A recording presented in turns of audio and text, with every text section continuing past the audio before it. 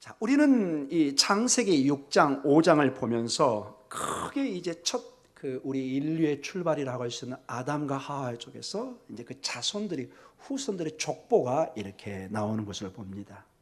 그 족보에는 세상 말로 가인의 족보, 세상 사람들의 그러한 혈통들이 나열되고 또 여기 노아같이 에녹같이 셋 같은 어떤 구속의 하나님의 여인의 후손을 통해서 영원히 변치 않는 하나님의 사랑의 씨앗들이 계속되고 있는 것을 봅니다. 오늘 10절에도 세 아들을 낳았으니 셈과 함과 야벳이라. 이렇게 하나님이 끊임없이 타락한 사회 속에서도 정말로 꺼져가는 등불처럼 아무런 희망이 없는 그곳에도 하나님께서 이렇게 하나님의 구원의 역사를 이루어가는 것을 봅니다. 온 땅이 부패해요. 11절과 12절에는 부패란 단어가 이 짧은 본문에 3번이 반복됩니다. 희망이 없고, 이렇기 때문에 하나님이 전체를 이후로 홍수 심판을 합니다. 지면에서 쓸어버리는 이런 심판이. 그럼에도 불구하고 하나님이 노아와 그 가족을 붙드는 것을 보게 됩니다. 여러분의 삶 속에서도 이렇게 믿음으로 승리하는 역사가 있기를 간절히 기원합니다. 오직 의인은 믿음으로 말미암아 살 것입니다. 우리의 행위도 우리의 의도 그 어떤 것이 아니라 오직 예수 그리스도 안에 그 믿음으로 사는, 오늘 이 구약을 우리가 선포하고 있지만은 이 진정한 믿음의 결정체인 예수 그리스도 안에 다시 한번 여러분의 믿음을 굳게 세우는 시간이 되기를 간절히 축원합니다. 우리는 앞선 말씀에서 인간의 마음과 삶이 얼마나 하나님을 아프게 하고 타락한 인생인 것을 보게 됩니다. 겉으로는 보이지 않습니다. 여러분, 단순히 아담과 하와가 선악과를 따먹은 것뿐입니다. 큰 죄가 아닌 것처럼 보입니다. 단순한 문제처럼 보입니다.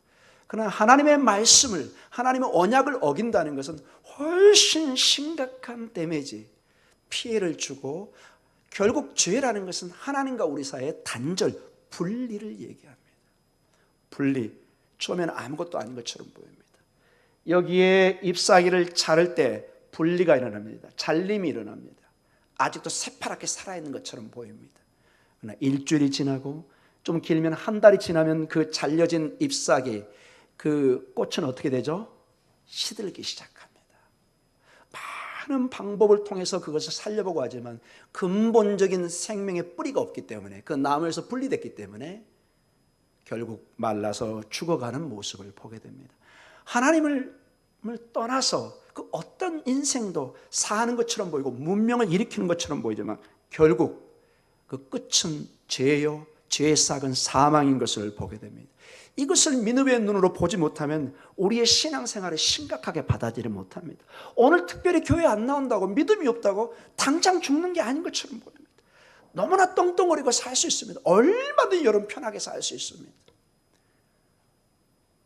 그러나 어느 날 인자가 도둑같이 오는 날 그 실체가 드러나게 될 것입니다. 믿음의 뿌리가 없는 사람은 완전히 패여서 영원히 심판의 자리를 가는, 세례 요한에 보면은 도끼가 그 나무를 찍어서 어떻게 하죠? 태워버립니다. 믿음은 마지막 순간에 우리에게 결정적인 영향을 줍니다. 여러분, 이 믿음의 기차는, 믿음의 티켓이 없으면 절대로 탈 수가 없고 올라갈 수도 없습니다. 사랑하는 성도 여러분, 우리는 이미 앞선 장 창세기 6장 5절에 이 작은 출발에서 얼마나 그 죄가 깊숙이 아직 초기 단계인데도 와 있는지를 보게 되면 6장 5절 같이 한번 읽어볼까요? 창세기 6장 5절. 여호와께서 사람의 죄악이 세상에 가득함과 그의 마음으로 생각하는 모든 계획이 항상 악할 뿐임을 보시고, 그냥 있는 것이 아니라 말레, 히브리 말로 가득 차 있습니다. 이 죄의 싹은 마치 그 세포가 증식하듯이 상상할 수 없는 속도로 퍼져갑니다.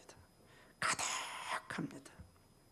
그러나 오늘 여기와 대조적으로 오늘 창세기 6장 8절, 바로 오늘 본문을 봤던 그 전에 이런 말이 있습니다. 우리 창세기 6장 8절 한번 읽어볼까요? 그러나 노아는 여호와께 은혜를 입었더라. 여러분, 이 말씀을 우리가 한번 다시 해석을 했죠? 노아는 여호와의 눈 안에서 뭘 발견했다? 은혜를 발견했다. 발견이라는 단어가 여러분 얼마나 중요하다는 거, 유레카이, 이 헬라어로 오늘 중요한 것을 11시 예배 때 제가 강조를 했습니다. 중요한 보물을 발견한 그 기쁨, 노아는 오직 하나님의 눈동자 안에서 한 은혜를 발견합니다. 그 은혜가 있기 때문에 오늘 바로 9절의 삶이 가능한 것입니다. 노아는 의인이요 당대의 완전한 자요 그는 하나님과 동행하였으니, 이 말은 전혀 죄를 짓지 않는다, 털끝만치도 죄가 없다, 이 말을 말하는 것은 아닙니다. 여러분, 이 본문을 제가 조금 다루면서 다시 다루도록 하겠습니다. 자, 여러분, 창세기는 누가 썼죠? 전통적으로 모세가 쓴 걸로 우리는 배우고 있습니다. 유대 전통이, 그리고 우리 교회 전통은 이 모세 오경이라고 그럽니다. 장세기, 출애굽기, 레위기, 민수기, 신명기, 모세가 썼다고 유대 전통이, 수천 년의 전통이 그렇고 저희로 그대로 그걸 받아들이고 있습니다. 자, 우리도 그대로 받아들인 가운데 여러분, 모세가 오늘 이 내용들을 기록하고 있습니다. 그런데 가만히 보면은 모세는 깜짝 놀랐을 것입니다. 이 노아가 단순히 한 사람이 아니라 자신들의 조상과 매우 비슷하고 심지어 모세 자신과의 인생과 너무너무 유사한 것을 보면서 깜짝 놀랐을 것입니다. 먼저 이 노아는 아담과 상당히 유사한 점이 많습니다. 노아는 하나님과 동행했습니다. 아담도 어떻게 됐죠? 그 에덴 동산에서 하나님과 동행합니다. 둘 다 하나님의 축복을 받습니다. 타락 전에는. 노아도 그렇고 아담도 하나님의 축복을 받습니다. 아담도 세상을 다스릴 위임 명령을 받습니다. 노아도 마찬가지로 세상을 다스릴 명령을 받습니다. 둘 다 세 아들의 아버지입니다. 자, 여러분, 아담은 아들이 먼저 누구누가 나오죠? 가인과 아벨과 셋, 이런 식으로. 이 노아는 오늘 보면은 셈과 함과 야벳, 이렇게 세 아들의 아버지입니다. 둘 다 땅에서 수고를 했습니다. 열심히 일을 해서 생업을 이어가는 모습을 봅니다. 그리고 둘 다 놀랍게도 나무 열매 때문에 죄를 짓게 됩니다. 아담은 바로 선악과를 통해서 죄를 짓게 되고, 노아는 아직은 안 나오지만 다음에 나올 겁니다. 무엇 때문에 죄를 질까요? 어떻게 그걸 잘 아세요? 이분이 조금 한잔 하시는 분입니다. 그래서 이렇게 하체를 드러내는 부끄러움을 보이는, 그래서 그러한 실수를 하게 되는, 내나 포도주도 포도에서 따는 그 열매를 우리가 알게 됩니다. 그리고 두 사람 다 저주받은 아들이 있습니다. 아담은 가인이 저주를 받습니다. 노아는 함이 저주를 받습니다. 매우 여러 가지 유사한 점이 있습니다. 그런데 더 흥미로운 것은 노아와 모세가 여러모로 서로 비슷한 점이 있습니다. 아마 모세도 본인이 이걸 쓰면서 와, 특별히 나와 너무 유사한 게 많구나 하는 걸 느꼈을 것입니다. 먼저 여러분, 노아가 나중에 하나님의 명령으로 뭘 만들죠? 방주를 만들죠. 한번 따라해 볼까요? 테바. 히브리 원어의 이 방주를 테바라고 그럽니다. 테바. 근데 놀랍게도 출애굽기에 보면은 이 모세가 태어나서 이제 아무리 숨기려고 해도 이 애가 크면서 숨길 수가 없어요. 그래서 갈대 상자를 만들어서 이 아기를 태워서 저쪽에 바로의 공주가 있는 줄 알고 어디에 띄우죠? 나일강에 띄웁니다. 역청을 발라가지고. 정말 하나님의 은혜로 바로의 딸의 눈에 띄어서 모세가 크는. 근데 그 갈대 상자라고 우리는 번역해냈잖아요. 따라해 보겠습니다. 테바. 테바입니다. 우리 번역에는 이거를 갈대 상자라고 했는데 히브리 원어는 동일하게 테바입니다. 즉 노아가 평생을 하나님의 명령을 가지고 만들었던, 지었던 그 방주도 뭐라고 부른다고요? 테바. 모세 자신이 생명을 건졌던 그 갈대 상자도 테바. 이 놀라운 점을 보면서 와, 모세는 많이 놀랐을 것입니다. 그리고 노아도 여호와께 은혜를 입은 사람입니다. 전적으로 하나님의 눈동자 같은 은혜를 통해서 그의 생명이 보존되는 걸 봅니다. 유일하게 노아의 가정이 홍수에서 살아납니다. 모세도 하나님 이스라엘을 대표해서 하나님과 언약을 맺었던, 노아도 언약을 맺고 모세도 시내 산에서 언약을 맺는 것을 보게 됩니다. 여러분, 그리고 노아는 노아 시대에 무엇으로 세상의 심판을 받죠? 물로 심판을 받습니다. 큰 물이, 이제 본문을 보면 알겠지만 어마어마한 비가 쏟아지면서 이 땅이 감당할 수 없는 이 샘물이 지하에서도 터지고 위에서도 터지고 이게 감당할 수가 없습니다. 물로 심판을 합니다. 모세를 여러분 봐보세요. 여러분 기억나는 거 있으세요? 여러분, 모세가 이제 출애굽을 합니다. 드디어 바로가 허락을 합니다. 견디지 못해서 그래 가라. 아이고 귀찮은 놈들. 근데 보내놓고 나니까 뭐가 생각나요? 이거 실수했네. 왜 보냈지? 뒤를 쫓아 막 옵니다. 막 잡으려고 바로의 군대들이. 어디에 딱 맞다 그렇죠? 홍해. 그때 모세와 그 백성들이 난리가 납니다. 이제 우리가 다 죽었구나. 그때 하나님이 너희는 잠잠하라. 내가 하는 일을 너희는 목도할 것이다. 너희 지팡이를 홍해에 대라. 그때 어떻게 되죠? 홍해가 갈라지고 이스라엘 백성은 다 홍해를 건너가고 그 뒤를 따라왔던 바로와 그 군대들은 어디에 수장되죠? 물에 수장됩니다. 매우 비슷한 게 있습니다. 매우 비슷합니다. 자, 노아도 방주를 만드는데 자기 마음대로 만들질 않습니다. 하나님이 지시를 합니다. 어떻게 만들어라. 전부 다 암수 쌍수를 모으고 구조를 만들고. 여러분 지금 네덜란드에 가면, 저는 직접 보지를 못했습니다. 제가 화란에 잠깐 몇 달 있었을 때 그때는 그게 없었습니다. 근데 화란 쪽에 지금 그 성경에 나오는 노아의 그 방주 그대로 크기로 그대로 만들어 놨습니다. 재료를 써가지고. 한번 꼭 가서 우리 성도들과 한번 가보고 싶습니다. 그거를 하나님이 그 제작 방법을 일일이 알려줍니다. 그 방법대로 이거 노아의 방주를 만듭니다. 나중에 모세도 해막 성막을 만듭니다. 자기 마음대로 만들지 않습니다.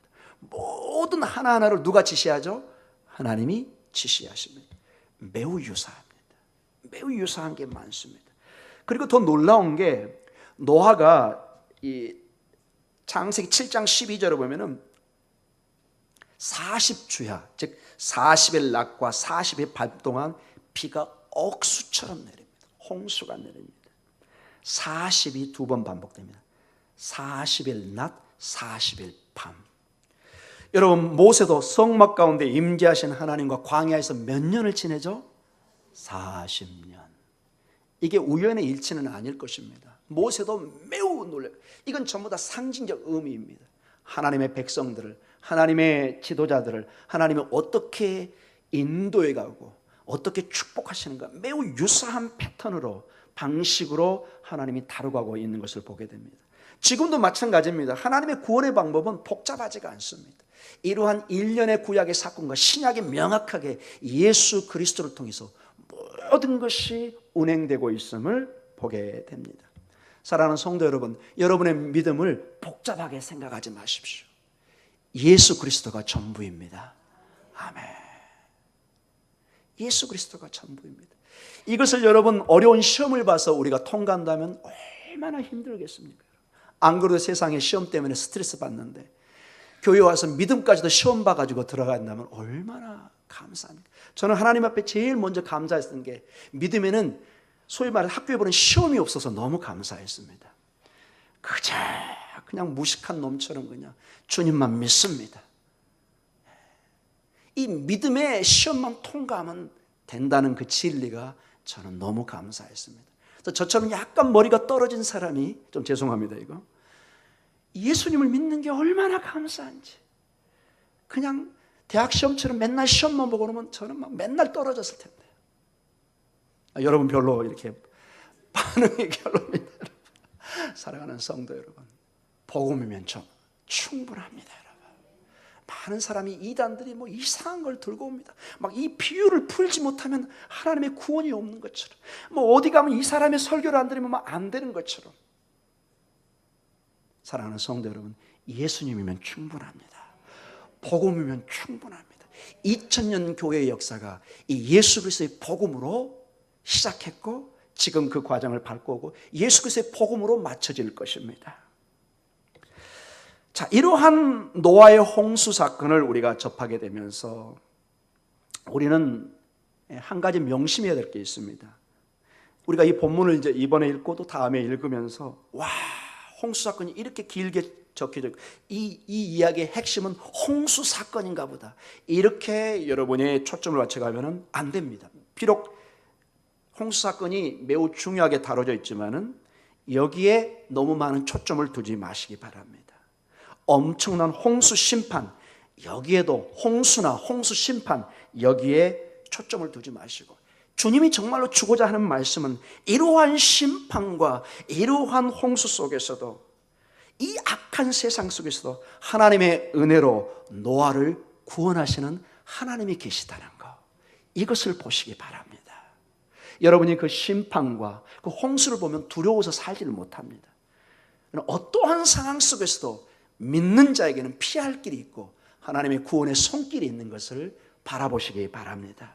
오직 여러분의 믿음의 삶에는 하나님의 눈동자 안에서, 즉 하나님의 눈동자, 이제는 예수 그리스도입니다. 그리스도 안에 하나님의 은혜를 발견하는 은혜가 있기를 축원합니다. 그러면 여러분, 왜 노아가 오늘 본문에 이렇게 하나님의 구원을 받았습니까? 왜 어떤 점이 하나님이 높게 사셨습니까? 6장 9절입니다. 같이 읽겠습니다. 이것이 노아의 족본이라. 노아는 의인이요 당대의 완전한 자라. 그는 하나님과 동행하였으며. 자, 노아의 족보가 나오면서 세 가지로 이 사람의 인격을, 신앙을 표현합니다. 먼저 노아는 뭐죠? 의인입니다. 짜딕, 올바른 사람입니다. 당대의 완전한 자입니다. 완전한 자. 자, 표현이 매우 우리에겐 좀 부담스러운 단어이기도 합니다. 그리고 하나님과 동행하였습니다. 자, 이 얘기를 여러분이 도덕적으로 완벽해야, 죄 없이 온전히 살아야 우리가 구원받는구나, 하나님의 은혜를 받는구나, 이런 식으로 이해하면 이 본문을 여러분이 잘못 이해하고 있는 것입니다. 노아도 결국 누구의 자손이었죠? 아담의 자손입니다. 아담은 여러분 어떤 사람이었죠? 이미 하나님 앞에 범죄했던 사람입니다. 즉 이 얘기는 노아 안에도 죄성이 있을까요, 없을까요? 반드시 있습니다. 그러니까 여러분 한잔하고 그랬잖아요, 나중에. 뭐 한잔한 게 나쁘다는 건 아닙니다. 그러나 본인을 통제할 수 없는 그런 실수도 할 수 있는 충분히 가능성을 가진, 여러분과 저 동일한 성정을 가진 사람이라는 것입니다. 그런데 왜 이분을 의인이요 완전한 자요 하나님과 동행한 자라고 아주 극칭찬을 하고 있습니까? 전반적으로 우리가 이 내용을 보면은 이게 도덕적으로 완벽한 삶을 강조하는 것이 아닙니다. 죄가 전혀 없다는 것이 아닙니다. 그가 부족하지만은 믿음으로 하나님의 은혜 없이는 살 수 없다는 그 몸부림치는 삶을 이런 살았던 것입니다. 이게 성경의 계속된 증거입니다. 비록 노아는 부족했지만 어찌하든지 하나님의 말씀대로 살려고 하는, 그들의 조상의 죄를 그는 알고 있었고 이대로 살면 자기는 죽는다는 걸 알고 있었기 때문에 오직 하나님의 은혜만을 붙드는 그 삶을 살려고 몸부림쳤던 것을 알게 됩니다. 결국 이게 믿음의 삶입니다. 믿음의 삶이라는 건 그저 중립적으로 그저 가만히 있는 것이 아니라 끊임없이 죄와 싸우는 삶입니다. 끊임없이 주님의 은혜를 붙잡는 삶입니다. 이것을 히브리서 11장 7절에는 이런 식으로 노아의 삶을 평가를 해놨습니다. 같이 한번 읽어볼까요? 히브리서 11장 7절입니다. 믿음으로 노아는 아직 보이지 않는 일에 경고하심을 받아 경외함으로 방주를 준비하여 그 집을 구원하였으니 이로 말미암아 세상을 정죄하고 믿음을 따르는 의의 상속자가 되었느니라. 아멘. 믿음입니다. 믿음. 여러분, 구약의 그 누구도 이 믿음이라는 것을 전혀 죄를 짓지 않는 인간을 단 한 번도 표현한 적이 없습니다. 아브라함, 야곱, 이삭, 야곱 다 죄투성이한 부족한 인생들입니다. 그러나 그들은 믿음의 사람이라고 얘기합니다. 왜 그랬을까요? 온전한 믿음의 주체를 믿었기 때문에 그런 것입니다. 하박국서에 나와 있는 것처럼 오직 의인은 무엇으로 살죠? 믿음으로 삽니다. 이것을 신약에 와서 이 신비를 어떻게 풀어내냐? 죄인인 내가 완벽하신 믿음의 대상이 예수 그리스도를 믿을 때 그분의 완벽하심이 우리에게 전가됩니다. 여러분, 이 말이 이해되시나요? 내가 죄토성이고 오물투성이고 병이 가득한데 병이 없는 완벽한 어떤 실체를 내 안에 집어넣어 줍니다. 이게 능력이 있어서 나를 어떻게 한다고요? 정화시키고 죄 없이 하고 모든 균을 죽여버립니다. 이해가 좀 되시나요? 약간 법률적으로 얘기하겠습니다. 나는 도저히 재판전장에서 풀려날 능력도 그런 자격도 없습니다. 나는 100% 사형 선고를 받아야 됩니다. 어떤 사람이 놀라운 일을 합니다.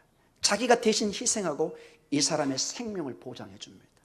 그리고 법정에서 재판관이 그것을 받아들입니다. 그것이 바로 우리의 구원의 사건. 구속이라는 게 그게 여러분 많이 아마 목사님들한테 들으셨을 것입니다. 그 당시에 노예 세상은 지금의 거래처럼 아주 흔한 것이었습니다. 여기 모기동 시장이나 이런 데 가면 만약에 2000년 전이라면 거기에 노예들이 전시되어 있었습니다. 얼마든지 사고 팔고 하는 그런 시장입니다. 나는 자유가 없습니다. 여기서 풀려날 능력도 없고 돈도 없고 아무 권리도 없습니다. 근데 누군가가 엄청난 힘을 가진 사람이 나를 완전히 사버리십니다. 그리고 얘기합니다. 그 살 때 노예증을 동시에 받습니다. 그 사람 앞에서 어떻게 할까요? 이걸 찢어버립니다. 그리고 새로 써줍니다. 너는 자유인. 너는 이제 더 이상 노예가 아니고 뭐라고요? 자유인이다. 이게 구속의 뜻이라는 것입니다. 우리를 값진 돈을 주고 샀다는 뜻입니다. 노예 시장에서 물건을 샀다는 의미를 가지고 있습니다. 사서 이 주인의 막강한 힘과 재력으로 완전히 더 이상 우리는 노예 생활로 돌아가지 않아도 됩니다. 누군가 얘기합니다. 당신 노예였는데 왜 여기 있냐고.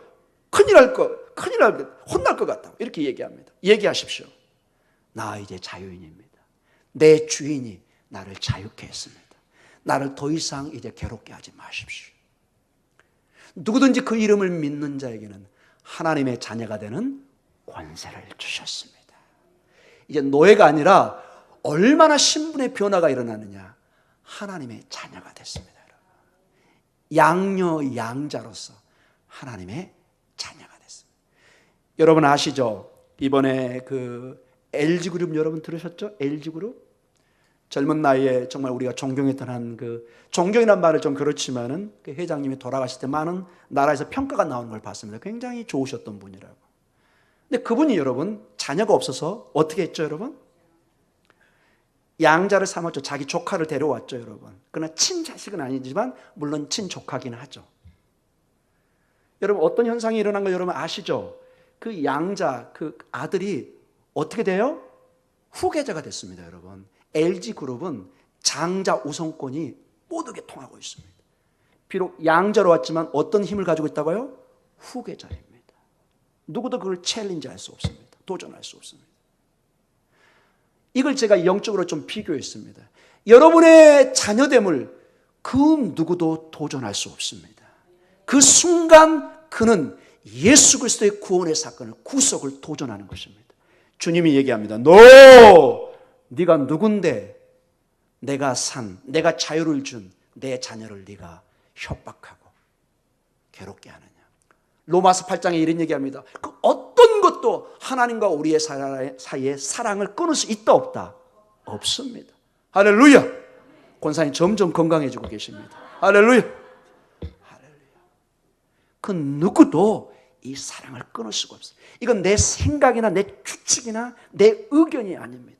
이러면 여러분 법정에서 전혀 통과되지 않습니다. 이건 정식 서류가 있는 거고 정식 공증된 거입니다. 그 누구도 이거를 챌린지할 수 없습니다. 약속의 말씀에 도장을 찍어놨습니다.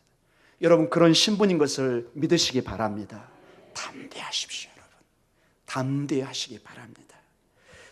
이 노아는 이러한 믿음으로 살아온 것입니다. 본인이 아담의 후손이기 때문에 죄인인 것을 너무나 잘 압니다. 그러나 죄인된 우리도 이 하나님을 믿으면 의인이 되는 것입니다. 그는 믿음으로 아직 보이지 않는 일에 경고하심을 받아 하나님을 경외함으로 방주를 준비했다고 말씀하시고 믿음으로 말미암아 세상을 정죄하고 믿음을 따르는 의의 상속자가 되었습니다. 여러분이 바로 믿음의 상속자가 된 것입니다. 계속해서 6장 10절에는 이 노아의 자녀가 나옵니다. 세 아들이 셈과 함과 야벳. 이 얘기는 무엇이냐? 여전히 노아를 통해서 하나님의 구원의 역사가 시가 계속 연결되고 있음을 봅니다. 하나님의 약속은 절대로 끊어지지 않습니다. 하나님은 감정적으로 우리를 다루지 않습니다. 하나님은 무섭게 때로는 언약적인, 언약이란 말은 이것은 법적인 용어입니다. 여러분. 법적인 용어. 법적인 용어는 여러분 감정적으로 처리하지 않습니다. 모든 게 서류와 정확한 근거를 가지고 공신력을 가지고 판결이 이루어지고 그 판결에 대해서는 여러분 함부로 도전할 수 없는 것을 여러분 잘 아십니다. 사랑하는 성도 여러분, 여러분과 여러분의 자녀가 이러한 믿음의 명문 가문, 의의 믿음의 그러한 가문을 이루어 가시기를 주님의 이름으로 축원합니다. 가끔 보면 여러분 좀 안타깝죠. 여러분의 자녀들이 믿음이 흔들릴 때 여러분 기도하셔야 됩니다. 예수님이 얘기합니다. 예수님이 마지막 돌아가시려고 할 때 많은 사람이 예수님 어떻게 해요? 막 안타까고 울고 보고 난리 납니다. 십자가의 골고다의 길을 갈 때 울고 불고 막 난리 납니다. 예수님 얘기합니다. 아주 냉정하게 합니다. 나를 위해서 울지 말고 너와 내 자녀를 위해서 울어라. 너의 자녀들의 운명이 어떻게 될지 믿음이 없으면 너의 자녀들도 다 하나님이 심판했을 텐데 부모로서 몸부림치고 기도하라고 얘기하고 있습니다. 여러분 특별히 자녀들을 위해서는 정말 몸부림치며 기도하셔야 됩니다. 자녀의 믿음이 흔들리고 있는데 여러분이 편하게 신앙생활하고 있다면 도전을 받으시기 바랍니다. 이거는 누구나에게 예외가 없습니다.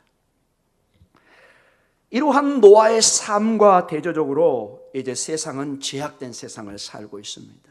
11절에서 12절입니다. 6장 같이 읽어볼까요?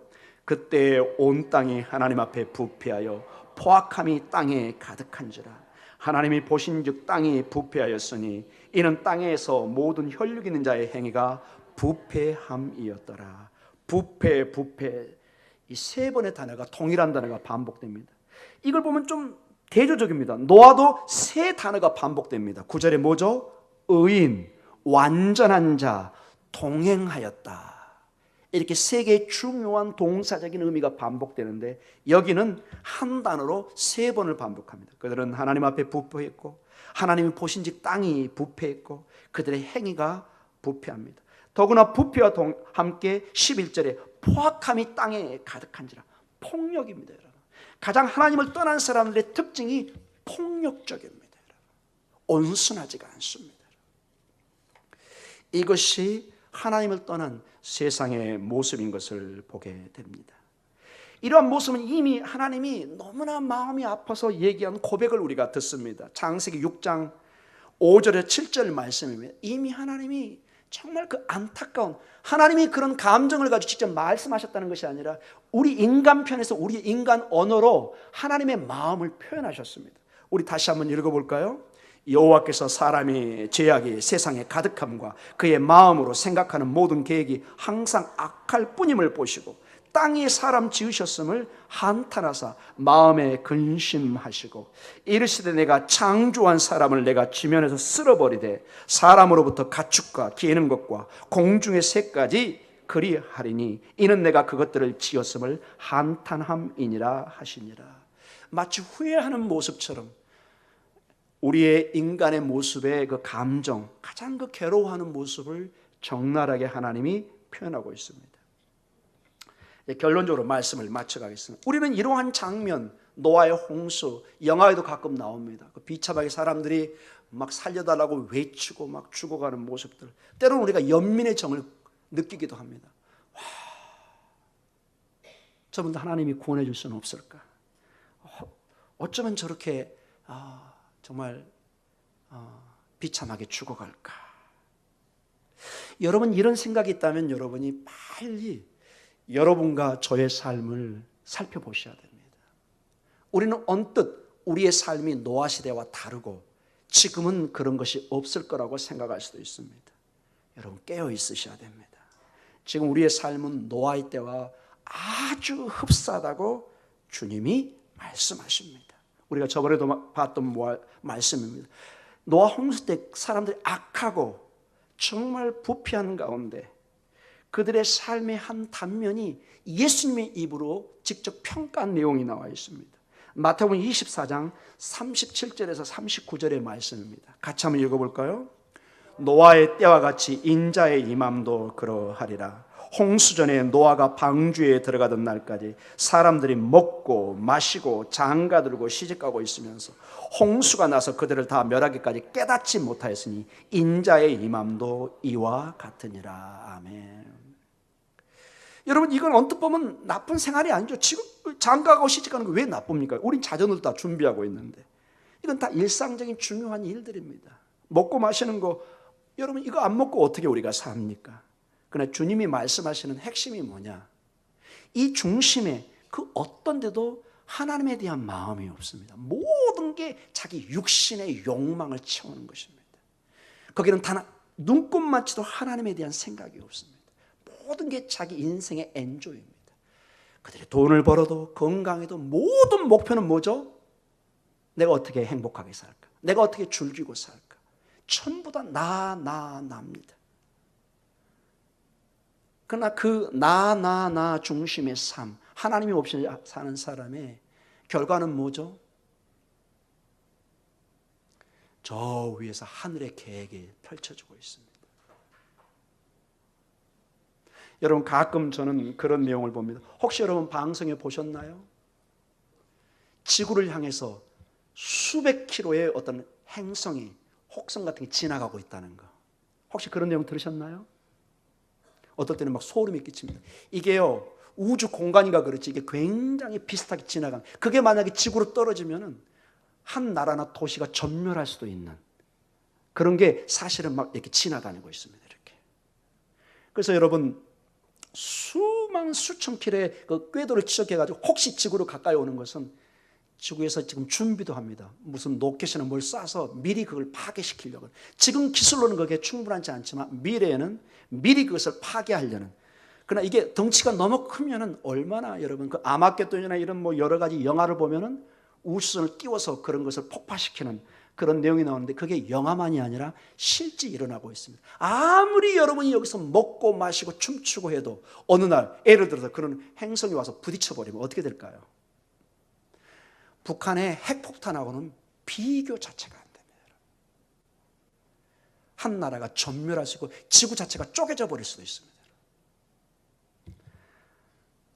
심판주가 오늘 오시고 계시는데 그걸 전혀 생각하지 않습니다. 하늘의 일들을 전혀 생각하지 않고 여기에 내가 조사오니 여기에 머물러 버립니다. 우리 신앙생활에 가장 두려운 게 이겁니다. 오늘 괜찮겠지, 오늘 괜찮겠지.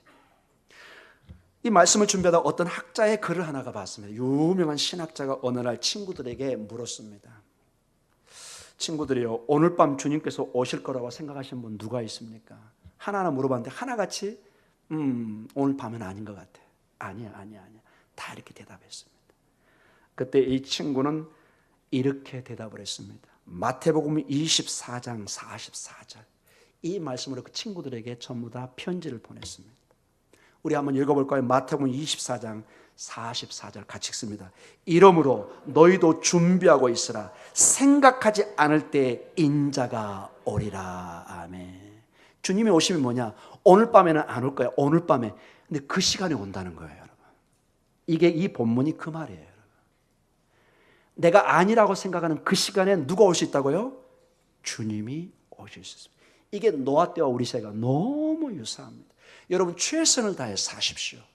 어떤 분의 말씀처럼 지구에 종말이 오더라도 오늘 한 그루의 사과나무를 심겠다. 아주 좋은 자세. 우리는 여러분 어디 막 집단적으로 가서 뭐 신앙촌을 만들고 뭐 집단적으로, 전혀 우리는 신앙 그거 받아들이지 않습니다. 우리는 일하는 그 자리에서, 기도하는 그 자리에서, 예배의 그 자리에서 주님의 재림을 기다리고 있을 것입니다. 여러분, 그렇죠? 우리는 한 번도 어디 집단적인 행동으로 가지 않습니다. 대부분의 이단의 특징이 어디 막 이상한 데 모이고 뭐 피해가고 대한민국 전쟁이 일어나니까 저 뭐 미국 어디에 이렇게 도망다. 지금 다 그분들 어디 계신지 모르겠어요. 매우 불건전한 신앙이고 미혹하는 용들입니다. 그러나 우리는 우리의 자리에서 최선을 다해야 돼. 그러나 명심해야 될 것이, 혹시 주님의 오심이 더디다고 오늘 이 순간만은 내가 즐기면서 마음껏 한번 주님 없이 살아보자, 이 순간이 매우 위험하다는 것입니다. 내 생각은 오늘 밤만, 오늘만 그러고 싶지만 내 인간의 죄성은 뭐 할까요? 오늘이 내일이 되고 내일이 모레가 되고, 계속 따지면 예배가 안 끝나기 때문에 거기서 끝내겠습니다. 이게 우리의 죄성입니다. 오늘만 하나님 용서해 주세요. 내일 가서 또 뭐라고 그러죠? 오늘만. 이게 유명한 예가 있습니다. 이게 화장실 갈 때와 나올 때의 차이입니다. 신앙은 애누리 없이 여러분 자르셔야 됩니다. 오늘 이 순간이 주님이 오시는 순간입니다.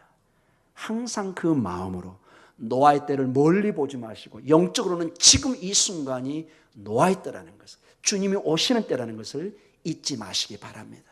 늘 말씀과 기도로 깨어서 신랑 되신 주님 마라나타의 신앙을 회복하시기 바랍니다.